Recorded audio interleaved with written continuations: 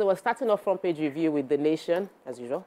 And the major headline is change now or be neutralized. Tinubu warns bandits, terrorists. Nigeria is hard hit by regional insecurity and way out of Sahel region crisis by the Sultan.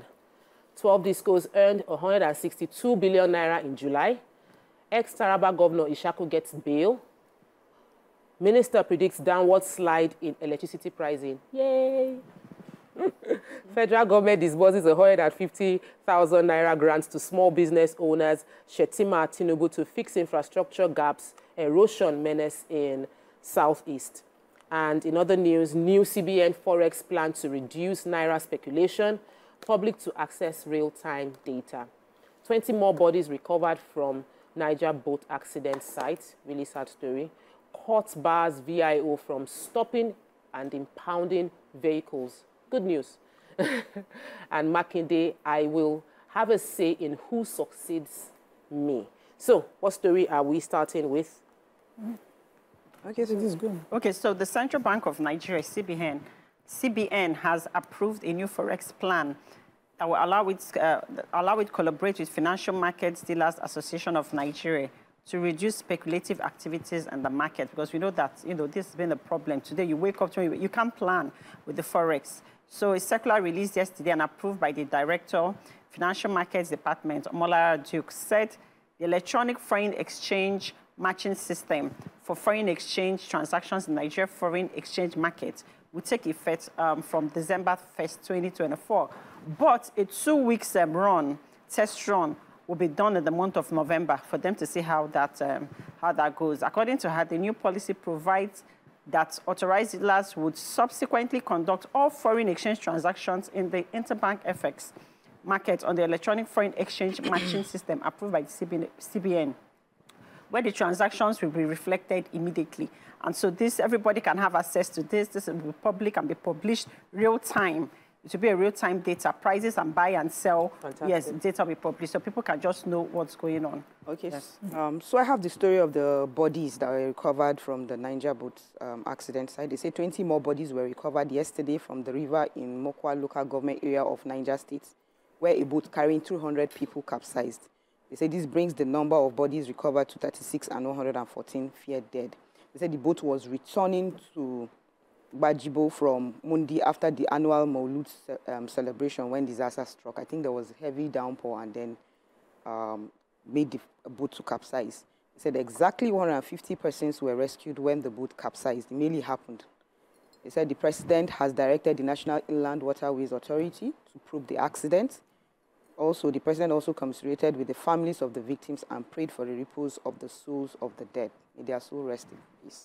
Okay. So the Minister of Power, while receiving the, what would I call it, the Executive Secretary of the National Lottery Trust Fund, Mr. Tosin Adeyonju, said that power costs will eventually reduce.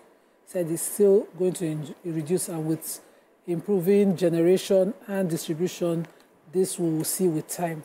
So he said this while still reiterating that even though we think it is high because, cost of living is high, it is still the cheapest compared to countries like Togo, Mali, Niger Republic. I'm wondering, this minister that I've already expressed love for, he won't collect because these are countries that we export power to, and I'm wondering why they compare. They compare goat and lion, but he said that we still pay the lowest level compared to other African countries, but we are looking to get that to improve with time. And the Executive Secretary of the National Lottery Fund came to see him to talk about how to empower youth in the rural areas, saying they want to get them to be able to generate using solar energy, certain kilowatt, at least 1 kilowatt of power, and that they've, as a body, they've done certain skill acquisition and empowerment. So they have people who have been trained in other areas like vulcanizing, hairdressing, welding, and if they can train these people also to generate some form of power, in those rural areas where the grid does not get to, you can create more employment and, enable the renewed agenda of the president. And so the minister agreed on a collaboration. He said he was very open to that collaboration.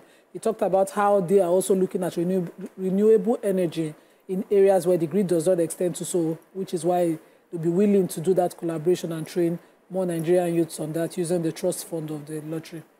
So I have the major headline about the president being represented by the special, is it special advisor? The National Security Advisor, Malam Nuhu Ribadu, was speaking at the News Agency of Nigeria event, Enough is Enough, and the speech was talking about insecurity. In that same event, they had the former head of state, General Salami Abubakar. So Nuhu Ribadu was speaking, and he said that the president has taken a very firm approach to insecurity within Nigeria. Spoke about the fact that the non-kinetic way, that their doors are open. He said windows are open, doors are open. If bandits or terrorists decide to come in and say we are dropping our arms and stopping their activities, they will be received. There is also institutions to promote accountability to address the root cause of the problem that has been done. So the kinetic and the non-kinetic movement is going to help to reduce the insecurity challenges that we're facing. He also said that because the president is the chair of ECOWAS, the regional bloc is also being tightened they are working with other ECOWAS country to ensure security is tight, and we should be expecting better security as time goes on. But the threat was changed now. Change now, or you'll be neutralized. So it sounds tough, and we're wishing them the best in being able to deal with security, because the ripple effect is a whole lot. Moving on to the Punch, major headline: crude for loan. NNPCL votes 8 million barrels monthly for 8.8 billion naira. $8.8 billion debts. That's from the report. IOM repatriates 180 Nigerians stranded in Libya. In other news, Tinubu plans to bar customs NPA orders from revenue collection. October 1 deadline, Naira for crude deal fails to take off. Iran summons envoy as Israel intensifies Beirut bombing. Fubara insists on local government poll amid protest by Wike allies, and 36 corpses recovered in Niger boat mishap. Can we take just one story before we go on a break? There are indications that the supply of crude oil in Naira by the NNPC, which was, issued as was it an order? We're in a democracy, by the president, has failed. According to them, it's supposed to start October 1st, and today is the 4th of October, and it does not look like it's starting anywhere. So officials from the Dangote refinery and some of those from the NNPC, among others, just mum on the matter. I would love the other refinery, the Edo Petrochemical refinery, the one owned by the Edo State government, to come and speak on it, because if we cannot trust these two parties, maybe there are third parties we can trust. But the Punch reported that the Technical Subcommittee on Domestic Sales of Crude Oil in Local Currency confirmed that the preceding day that the supply of crude in Naira to NNPC, by NNPC to the Dangote refinery will begin October 1st.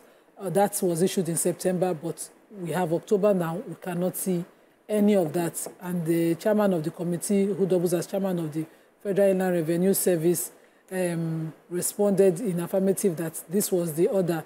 And he was contacted on Sunday and asked if the plan for crude oil would work. And he said it was still intact, but we're in 4th of October. Is it going to still announce? Are they shifting deadline, or they are not going to do it? To announce what's the action. Executing it.